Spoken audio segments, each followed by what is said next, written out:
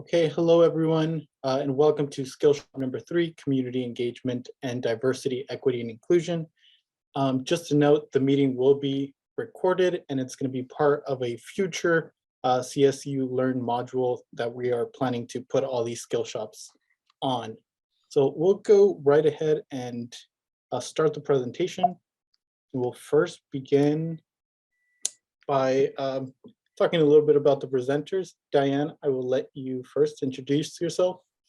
Well, we've got two good friends on this SkillShop, so I probably don't need to introduce myself, but I'm Diane Podolsky. I'm your Director of Community Engagement. I've been here for 19 years, going on 20, and I'm delighted to be here to talk about this important topic.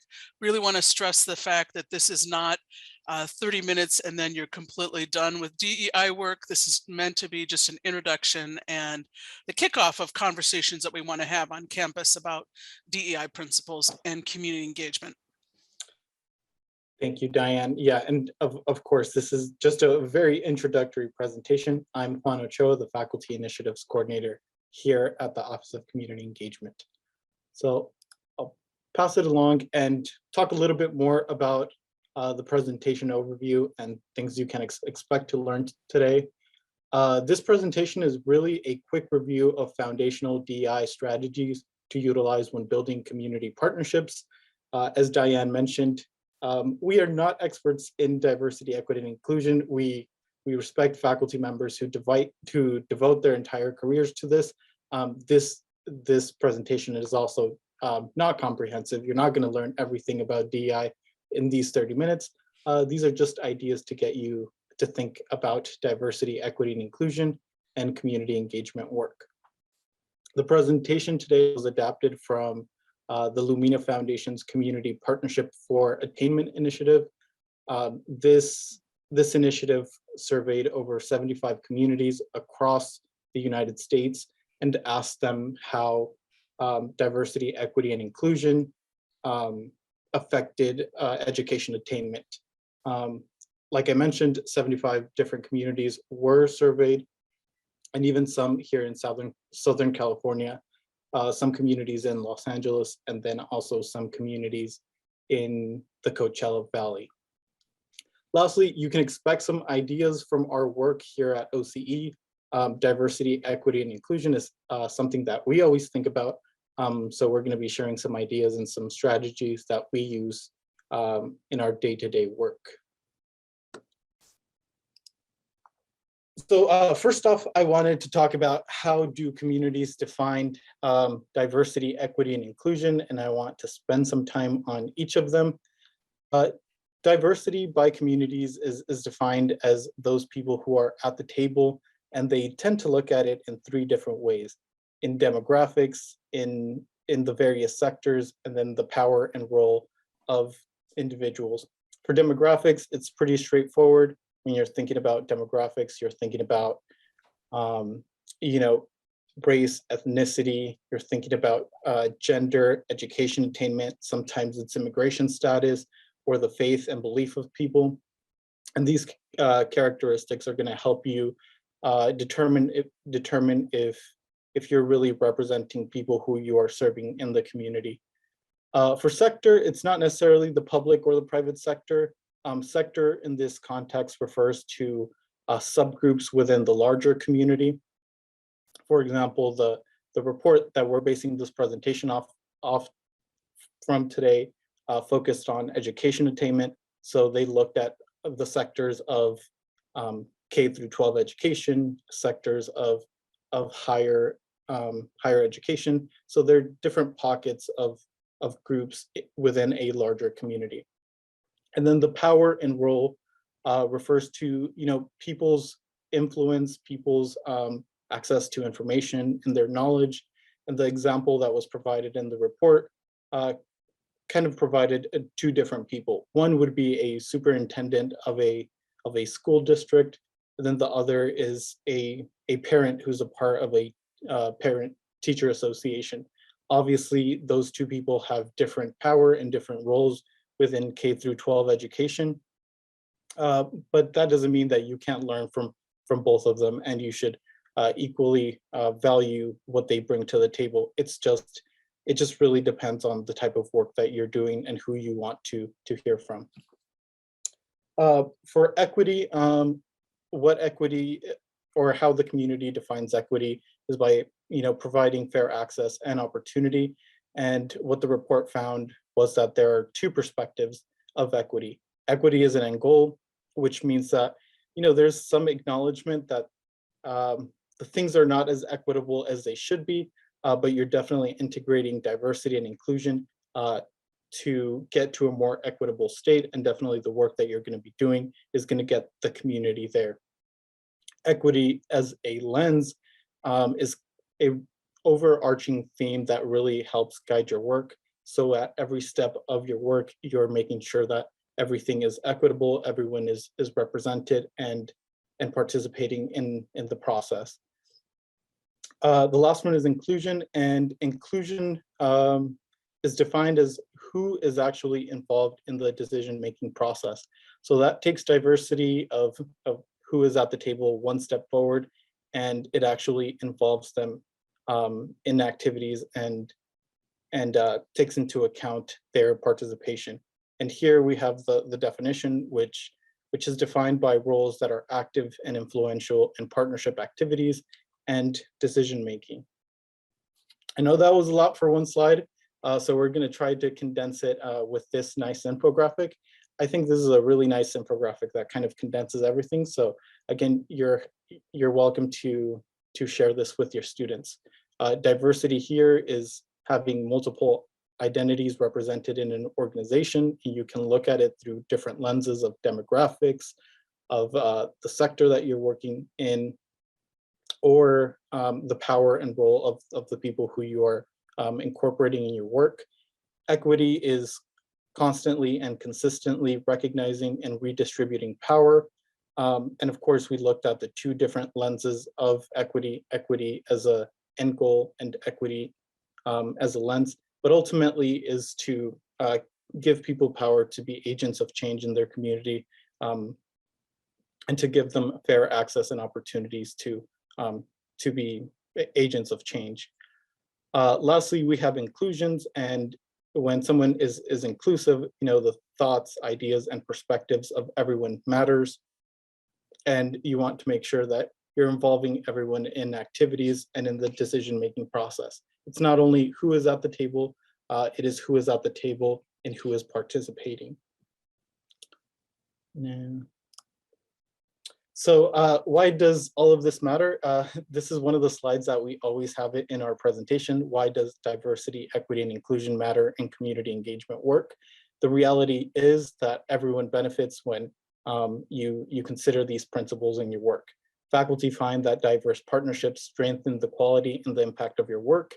Of course, in many times, faculty who are working with community partners tend to be the learners, not as much as the educators, because the community has a lot of expertise in issues that are happening in the community and that can help guide a faculty member's work.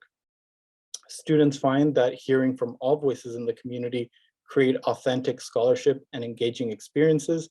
And this is really because students are working in their backyards. They're working to improve their communities, and that gets them really engaged. And lastly, community members create their own pathways for future social justice work, and they work to address complex community issues. Something that we always say in our office is that our office is not there to fix problems. We don't have the energy or the resources, but we're there to work with community partners to build capacity and give them the tools to try to address some of the issues in their community that they have been working on for a long period of time. And the last slide I have for you before I pass it on to Diane is to have everyone consider the who, the how, and the why of community engagement. It is no secret that community engagement work requires a lot of time and a lot of effort. So we want to make sure that everyone is personally and professionally connected to this type of work. So I have some questions there that are good pieces of self-reflection. Who will benefit from the community engagement work? How does your scholarship align with community goals? And why is this important to you personally and professionally. Something that we've learned working in this office is when someone is, very personally invested in a community issue, there's always professional linkages. There's many different interdisciplinary projects happening between art and math and communications and history. And it just comes down to individuals who are really passionate about making change in their community. So again, we're happy to talk to you and help explore some of those linkages.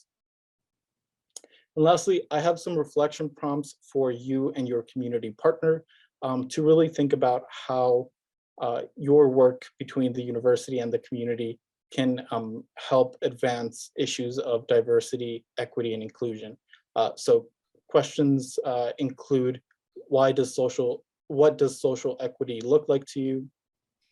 Where are some examples of a socially equitable community? Have you or has someone else close to you ever been unable to access basic resources like healthcare, education, or voting? And what were some of those barriers? And lastly, what are the social equity concerns in your community and what are you willing to work on? So again, these are some questions that you might want to talk with your community partner about because we all have different perspectives on these these different questions. Now I'll pass it over to Diane. Great. So thank you, Juan. And I'm a big fan of graphics and having visual representations in addition to discussing topics like this because they're complicated, I think. And sometimes kind of full of academic language or jargon.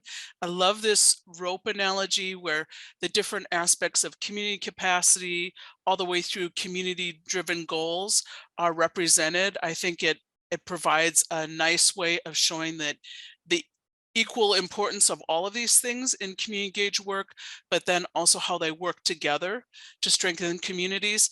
I've put in the chat a link to the presentation slides, so you're welcome to grab this graphic and use it for your own purposes. And then also there's a survey at the end if you'd be so kind to fill it out. All right, next slide, please, Juan. All right, when Juan and I talked about the SkillShop series, we were trying to make it be kind of like a quick TED Talks. Like by the time you eat your sandwich chips and drink for lunch, you've walked away with something that you can move forward with in your professional life as a community engaged faculty member. And these were some things that we've talked about, and I want to just lift to your consideration. As you're considering the questions that you see on the left-hand side of the screen, some of the things on the right-hand side, we've been successful in helping faculty to do. When you're in the community thinking about what does your professional title mean and why could that be a barrier to people engaging with you, or the type of clothing you're wearing even. In the community, I think you probably can guess that I'm Diane from Cal State San Bernardino. Sometimes I'm the volunteer lady. I accept all of those titles because it's approachable and it's how people think of me, and I'm fine with that. Another thing on the second idea to consider is something that we routinely do, and we had some national consultants come a few years ago, and they were absolutely floored that we did this in meetings. They'd never seen it before. Often community partners ask us to bring an agenda, and of course I'm happy to do that, but I often ask others to run the meeting. Both of you are skilled meeting leaders, and you know that whoever controls the agenda and whoever controls the meeting can sometimes control the outcome. And I think it's more powerful if community decides when it's time to move on to the next topic, welcoming them to change the order or to add or subtract from the agenda is something that these national consultants had never seen. I mean, we put the agenda on the table and then we said, let us know when you're ready to start and this person will be leading the meeting. And then we just waited until they were ready. And something as simple as that just shows the value of the other people in the room.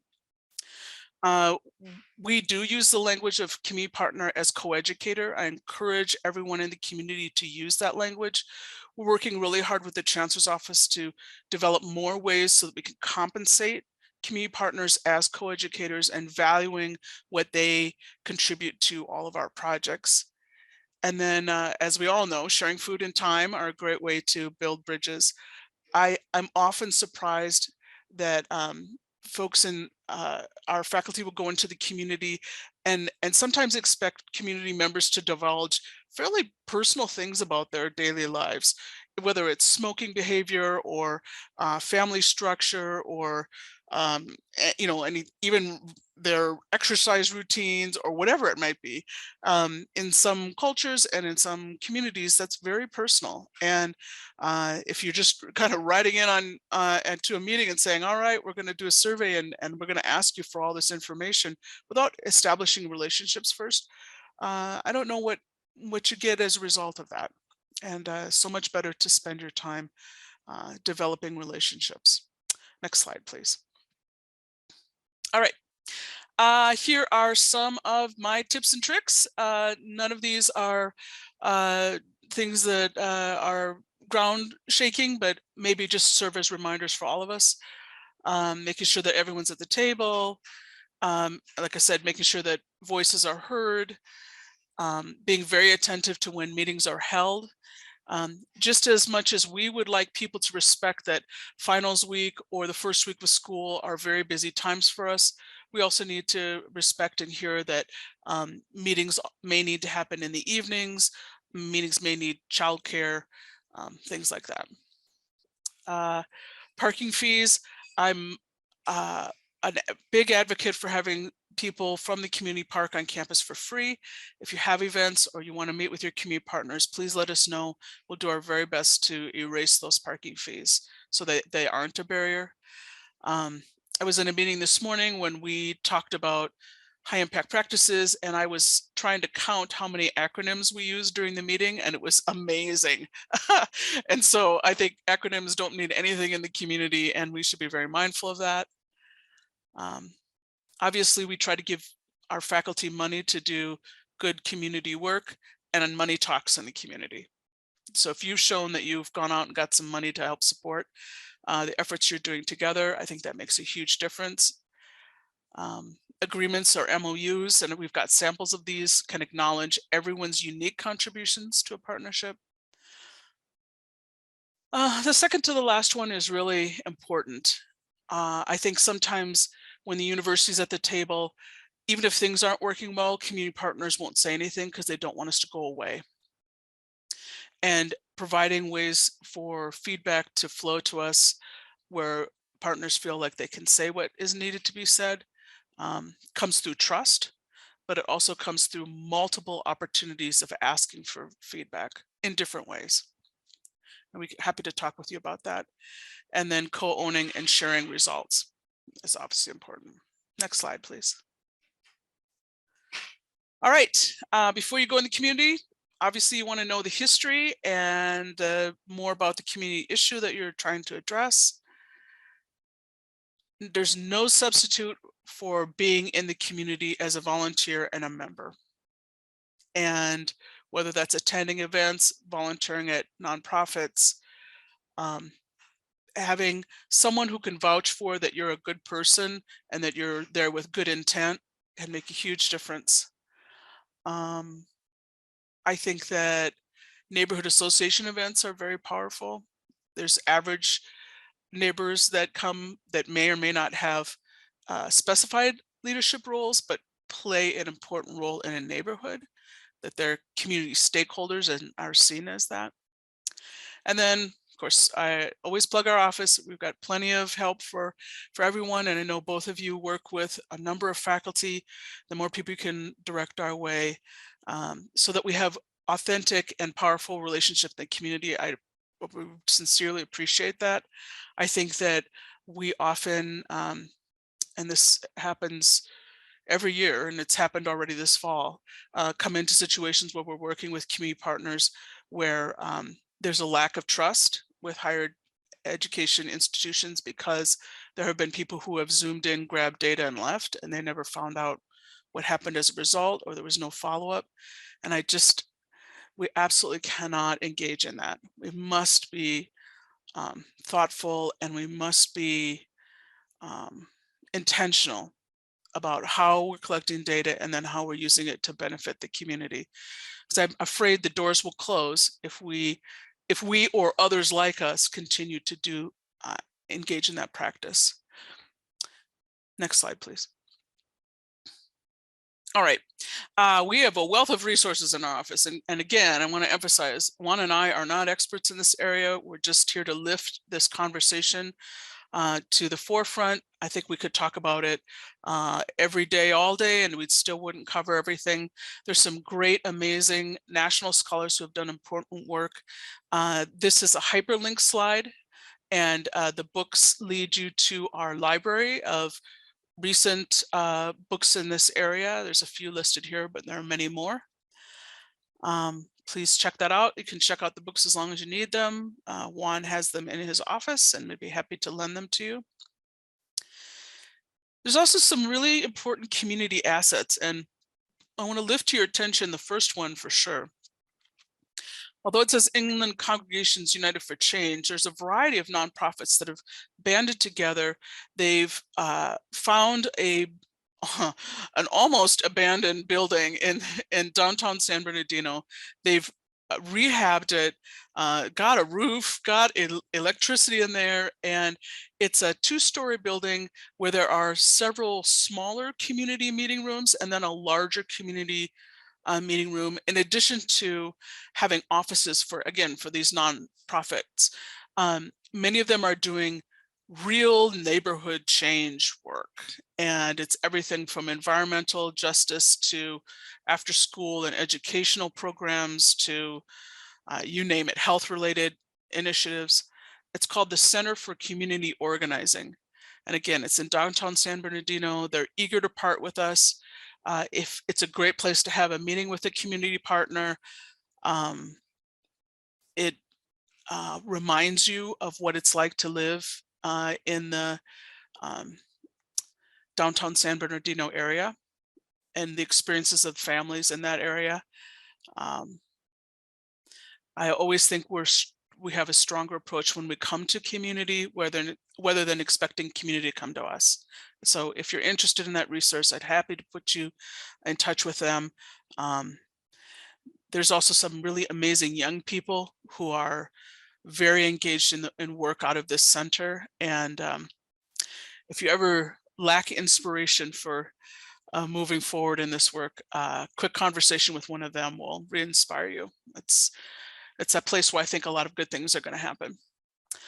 We also have local social justice organizations like the Center for Community Action and Environmental Justice.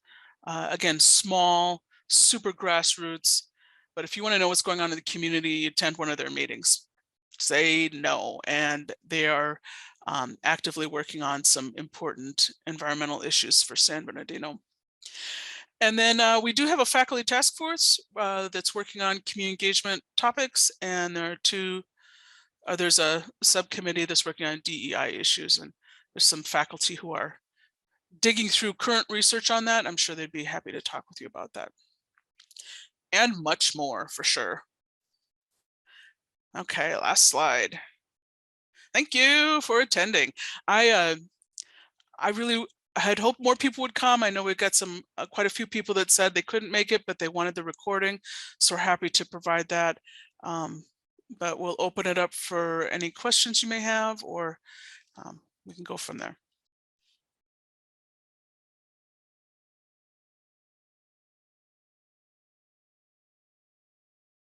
Okay, Diane, is the recording